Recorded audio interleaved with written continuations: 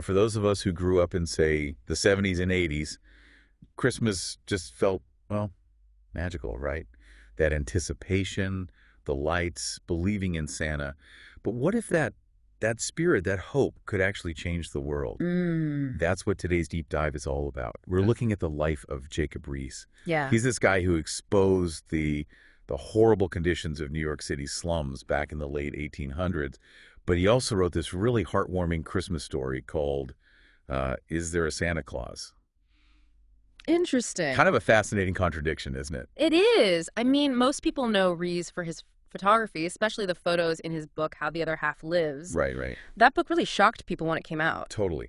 So to prepare for this, we've got excerpts from that book, and there's this incredible podcast episode about Riis, too. Oh, nice. Really brings him to life like you're back in the 1800s with him. Yeah. But I think what's so important to remember is that Riis wasn't just some outsider looking in. He actually immigrated to America. Right. And experienced poverty and hardship firsthand. Yeah. Absolutely. His own struggles really shaped his mission. The podcast we listen to does such a good job describing what he went through. Yeah. Like, imagine arriving in America, full of hope and dreams, and then ending up sleeping on a graveyard slab just because it was warmer than the frozen ground. Yeah.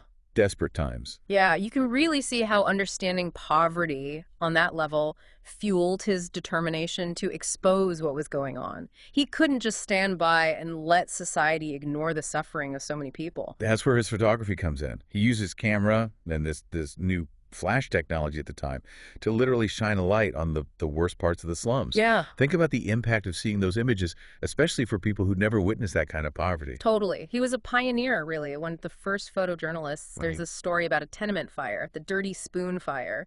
Riis was up in this rundown attic taking pictures of blind residents, and his flash lamp, it actually set some rags on fire. Wait, his flash started a fire? That's crazy. Yeah, it was a dangerous situation. But Riis, he put the fire out right away, even though it was risky. Wow. I mean, he was protecting people who couldn't even see the danger.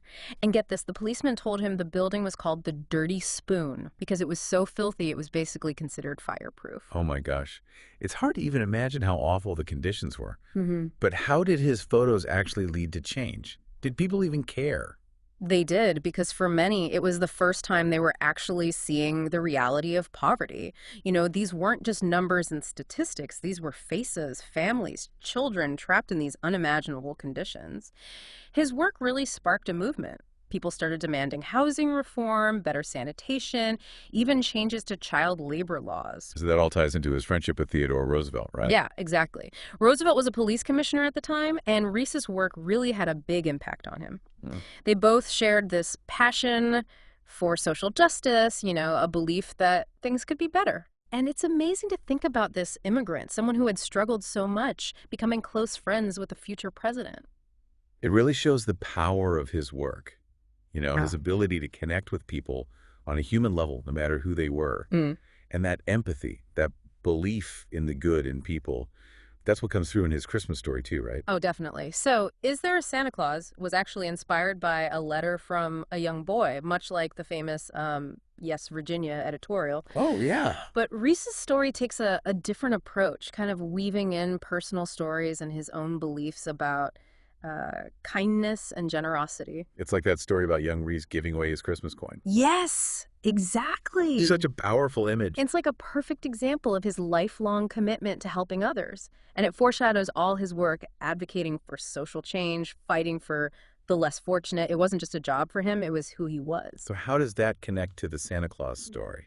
Well, he's arguing that Santa Claus isn't just some jolly guy in a red suit, but the embodiment of the Christmas spirit. That feeling of love, generosity, and hope that goes beyond just presents. He's saying it's about recognizing that spirit within ourselves and then actually acting on it.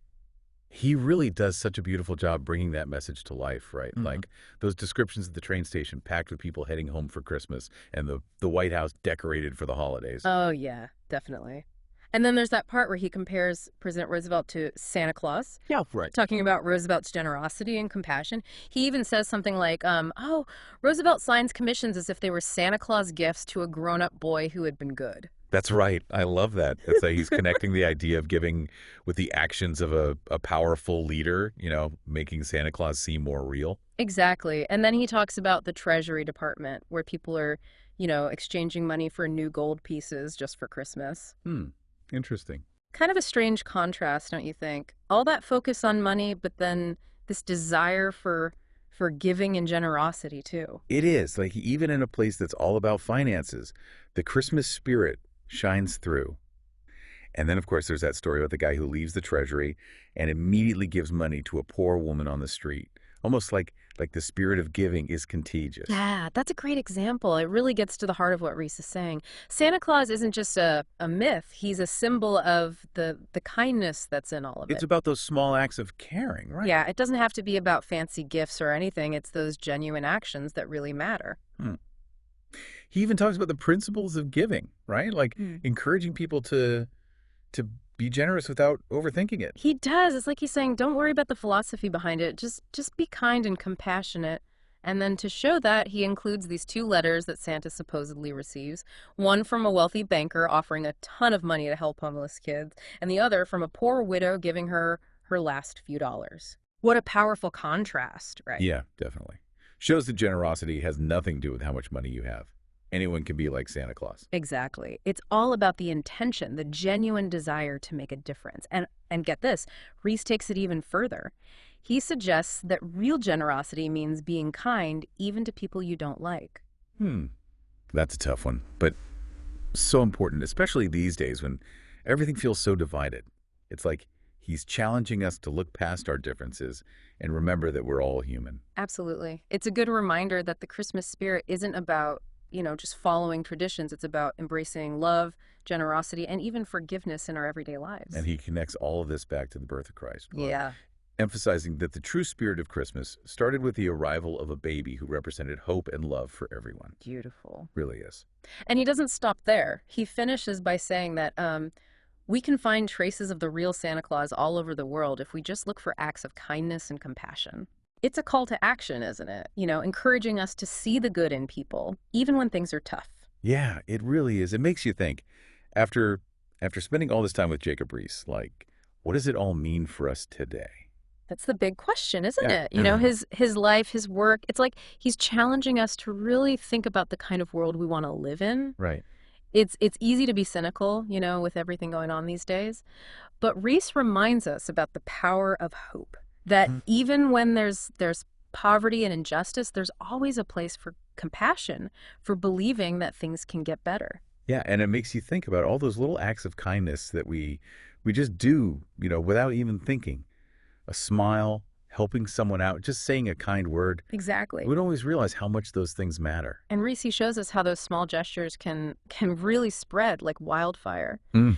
And it's not just about giving stuff, money or presents. It's about giving our time, our attention, our empathy. Seeing the humanity in everyone, no matter what their situation is. Yeah, exactly. It's about making a choice, a conscious choice to make the world a little bit better, a little bit kinder. Mm. One small act at a time. So, as we wrap up this deep dive into the life of Jacob Riis, I will leave you with this thought. In a world that sometimes feels so cynical and divided, what can you do to keep that spirit of Santa Claus alive? Hmm. What acts of kindness, what gestures of generosity can you offer to the people around you? Because just like Jacob Reese showed us, even the smallest acts of hope and compassion can make a real difference in the world.